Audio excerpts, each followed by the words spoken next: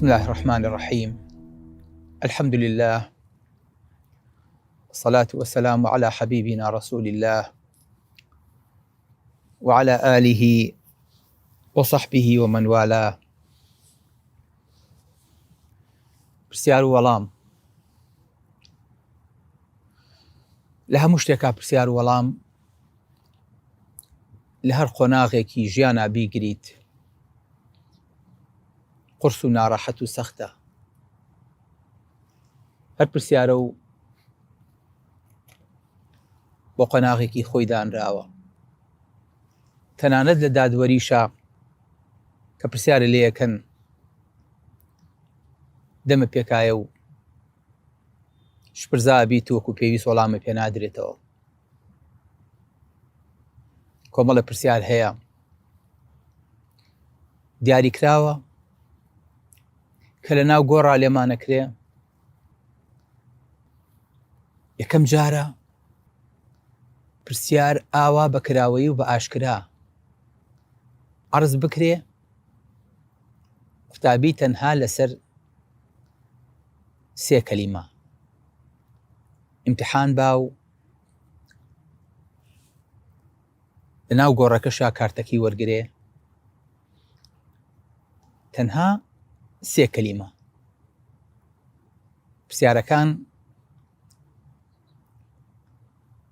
سووکن،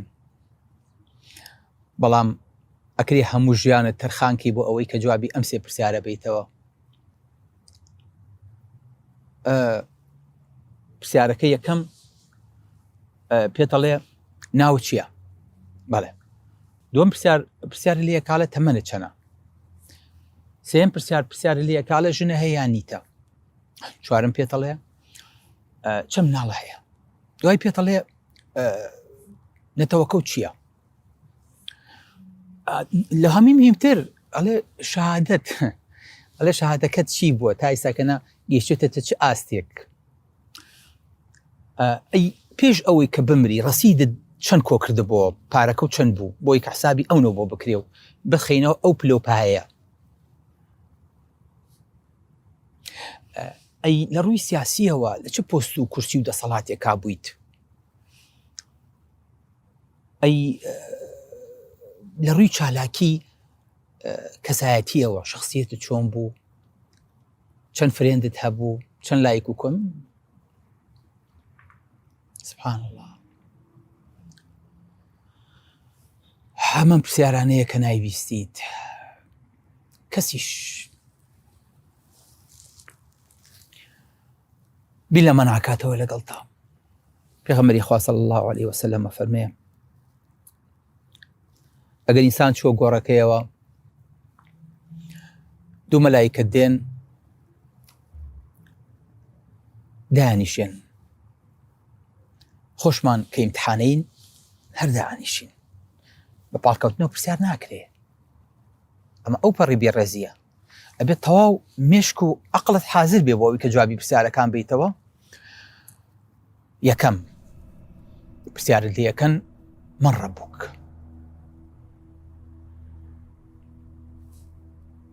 خوات چێیە؟ هەجەماوە سەوسۆز و ئاسانە. خوام ئەڵڵایە تەواو. دایش پرسیاری لێ یەکەن ما دینوک؟ ئێستا چی دینێ بووی جەنابەت؟ جەماوە خوا فوکایە خوا خۆ ئەوەی کە عەجەمیش بێ ئەم پرسیار نازانێ ئەڵێ ئیسلام. ما كنت تقول في هذا الرجل الذي بعث فيكم؟ ئەو پیاوەی کە هاو بەناوتان چێ بوو؟ چاوش ئاسانە، چی زۆرە ناو محەممەد زۆرە؟ محەممەد تەواو. ئەڵڵا محەممەد ئیسلام. ئەوە حەد لێرە لە بەری کە حەبیریشی ناچێتەوە. ئەو ئەگەر نەشی زانین ئەو لە جەنابەتمان بیست و تەواو. نا بەخوا. ئەو پرسیارانەیە کە بە درۆ وەڵام نادرێتەوە. ئەو پرسیارانەیە کە هەموو ژیانت تەرخان کردەوە بۆ ئەوەی کە وەڵامی ئەم 3 پرسیارە بیتەوە. بۆیە جوابەکان ئەبێ پێشتر لە ژیانە سەلماندە بێتت، ڕنگدانەوەی هەبوو بێ لەسەر شخصیەت و ئاکار و گفتار و خێزان و تەسەڕف و بەخشین و ماڵ و مناڵ و کەس و کار و داوەکەت اینجا توانی ئەمانە جواب بیتەوە. ئەژنا ئەو جیهازەی کە درۆ کەشفەکات یەکسەر فەزح دەکات، هەڵێ کەذەب عەبدی، پەناکرم بەخوا عەبدەکەم درۆی کرد. تۆ خوات پەرست و تا ئێستاکەنە؟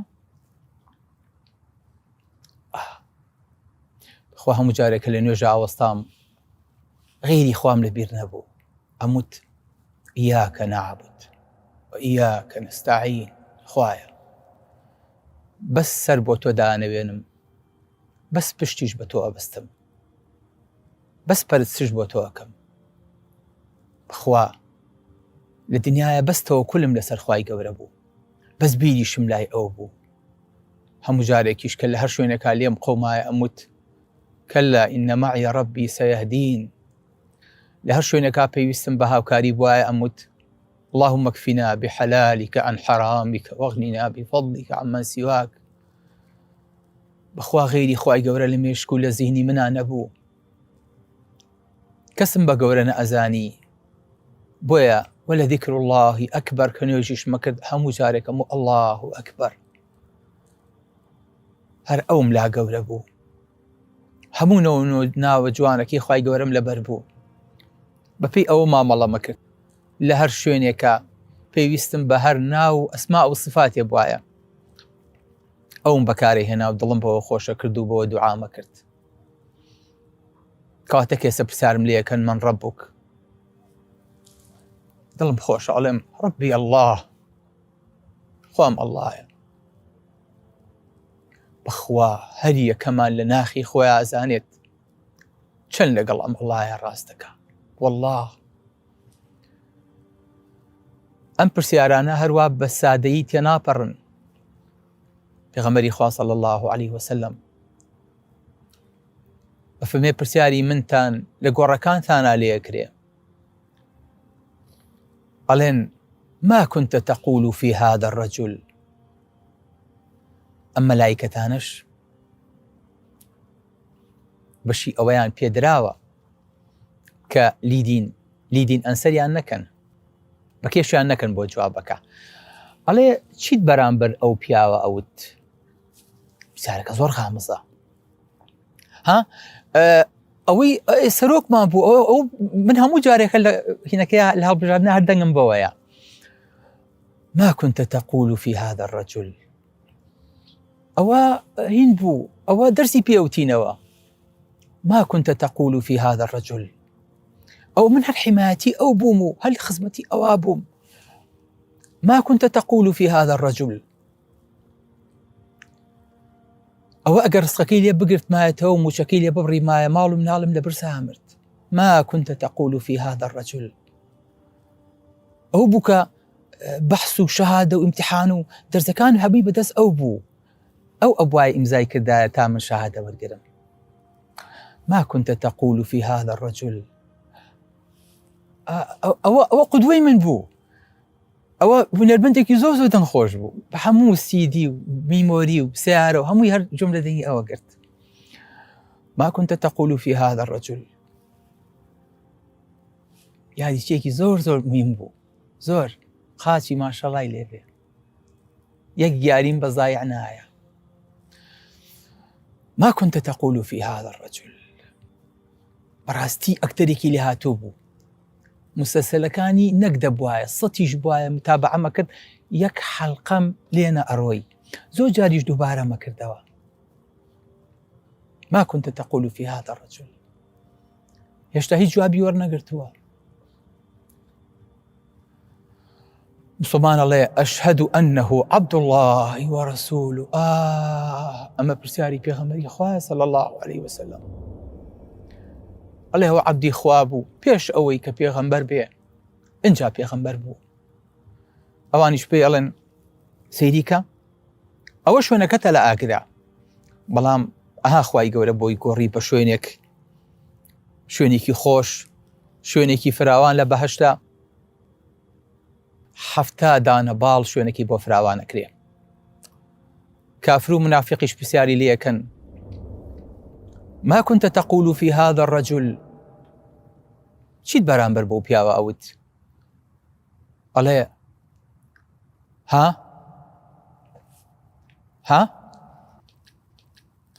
ئەمە پێوتە تەشەدودی ذهن، زۆر تەرکیز ناکە. لا أدري، كنت أقول ما يقول الناس، أو هەرەومە کە خەڵقی وت. جوابەکەی لا نییە، ناوی محەممەدیشی تەنانەت بیستێتەوە صلى الله عليه وسلم. ئەوانیش پێڵێن لا دەڕیتە ولا تەلەیت، نەزانیت نە قورئانیشی خوێنەوە تا بزانیت. ئەنجا بە کوتەکێ لێدەن، هاوارێکی لێ هەڵەسێ، هەرچی لەسەر ئەرزای گوێلێتی ئیلا ئینسان و جنۆکە نەبێ. بەڵێ قەبرە چێتەوە یەک، هەموو پەراسۆکانی تێکەڵە بێ. بەڵێ ئەم مەلایکەتانە غیب نازانن، بەڵام شتێکیان لایەکە سەمامی ئەمانە، خی گەورە خۆی گوێ لێ جوابەکانە، ئەو ئۆکەیەکا لەسەر ئاخر وەڵام. ئەمان بۆیان نییە هیچ تێپەڕێنن، تەنها ئەمان پرسیارەکانەکەن و وەڵامەکانە نووسن. بەڵام بەخوا لەحظاتێکی قورسە دائنیشیت بۆ مقابلەی ئیشکردنێک لەگە بەرامبەرەکەتە، بۆ ئیمتحانێکی مانگانە و فاینەڵ، دوو مامۆستا بەرامبەرە دانیشتون هەموو جیانتە لەرزێ، مناقەشەی بەحسەکە دەکەیت، 4 کەس هاتووە مناقەشەت لەگەڵا کات، بەحسەکە خۆ نووسیتە، شپرزا بیت، وەرەقە و شتەکانە هەمی بیرەچێتەوە، هەمووی لێ تێکەڵە بێ. ئەگەر خوای گەورە هاوکارت نەکا دوو مەلایکەی ڕەشی چاوشین بە کەڵبەکانیانەوە بێنە بەر چاوت و لەو مەنزەرە مخیفەیە ناو قەبرێکی تاریک و ڕەشە، ڕەش لە ناو ڕەش و تاریکیە، پرسیاری لێ بکەن. خوای گەورە پەنامان بە ئەبێ يثبت الله الذين آمنوا بالقول الثابت في الحياة الدنيا. ئەبێ خوای گەورە تەثبیتمان کە، ئەبێ خوای گەورە سەقامگیرمان کە، ئەبێ خوای گەورە زمانمان پاراوکە. جناب بەخوا بەس لە دەنگەکانیانە تۆقین، هیچمان پێ وەڵام نادرێتەوە. شپرزا بیت بەخوا گەر خوای گەورە فریامان نەکەوێت لە ترسا لەوەش خۆمانەچین، ئەگەر ڕۆح نەسپێرین. جا بۆ خۆت هەر لە دنیاە بڵێ بە کوردی ئەژیم، بە کوردی ئەمرم، بە کوردی ئەیدەم وەڵامی قەبرم. خوا کوردیەکەشمان بیرەچێتەوە، خوا بکەم بە کوردی جوابمان پێ بدرێتەوە، بۆ زمانە شیرینە کوردیە لێمان قبوڵەکەن، ئەڵێن خوامان ئەڵڵایە، محەممەد عەبد و پێغەمبەری خوایە صلی الله عليه وسلم. هیچ لاری لە زمانەکەمان نییە. بەڵام من لە پرسیارەکان هاتیان نەبوو بە چ زمانێ جوابەیتەوە. ئەنجا پرسیارت لێکرێ لەبارەی بەرنامە و دینەکەتەوە، ئەگەر نەیزانی پەنا ئەگرم بەخوا لا ئەدری، نازانم. وڵای منە خەریکی ڕاکە ڕاک و پارە کۆکردنەوە و هات و چۆ و بەیانی ئەڕۆیشتم ئێوارە ئەهاتمەوە، بەخوا منیش هەر لە مەتبەخا بووم، هەر خەریکی خزمەتکردنی مناڵ بووم، هیچی ترم پێ نەئەبڕا.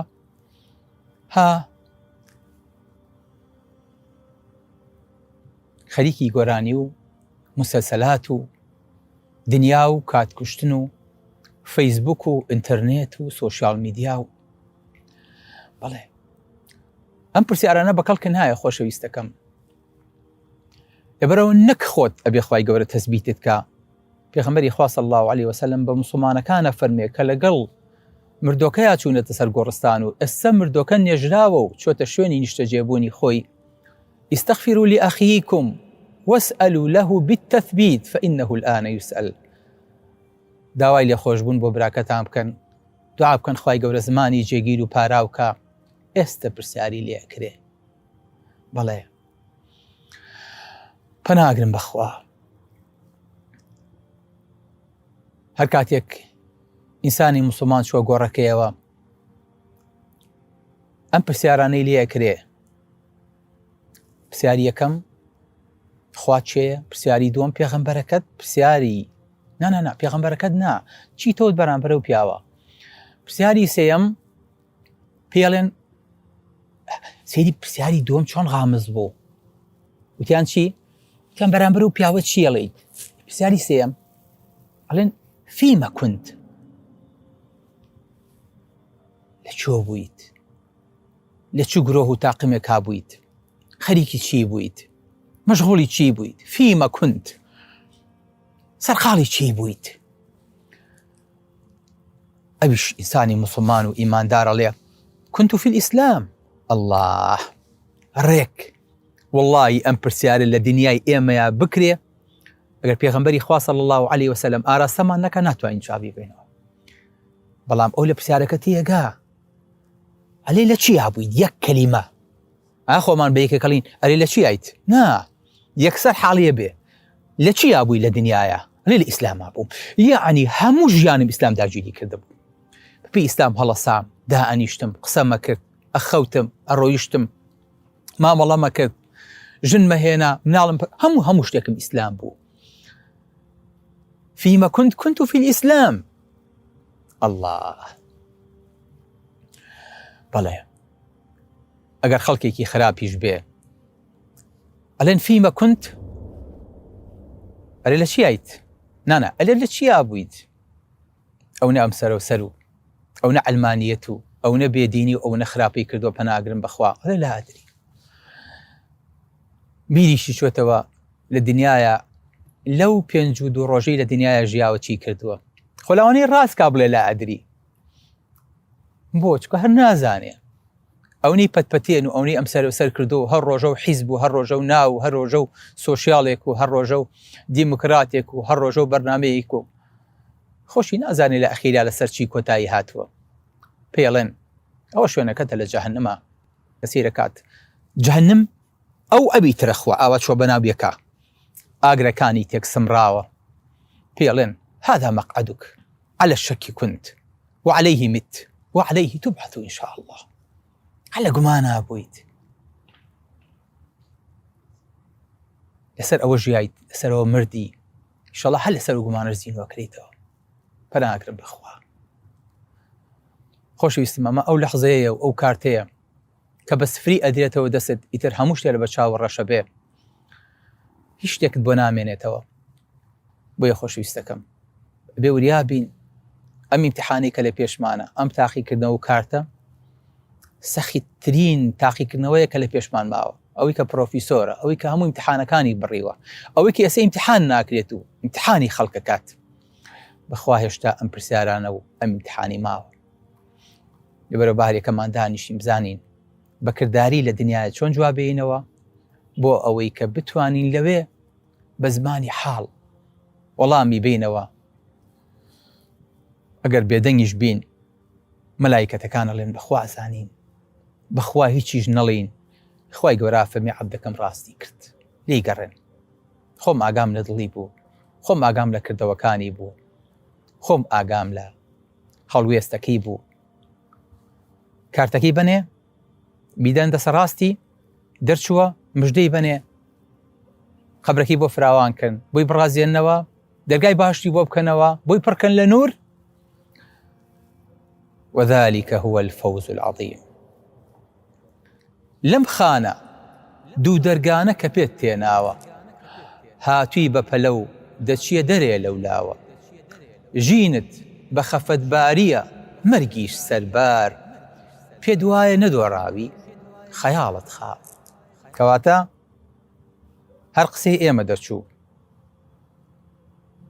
شوێنی نیشتە جێبوونەکەمان، پرۆژەی نیشتە جێبوونەکەمان مزگەوتیشی تیانە بوو، قوتابخانە و خزمەتگوزاریشی تیانە بوو، بەڵام هەموو شەهادەکان لەوێ پەخشکرایەوە و وەرگیرایەوە. کەواتە خۆتان بڕیار بن کامەیان پرۆژەی نیشتە جێبوونە، کامەشیان پرۆژەی خوێندن و وەڵاممانەوەی پرسیارەکان و زانکۆ و بەرزبوونەوەی پلەکانە. سەلام عەلەیکوم وەرەحمەتوڵڵاهی وبەرەکاتوه.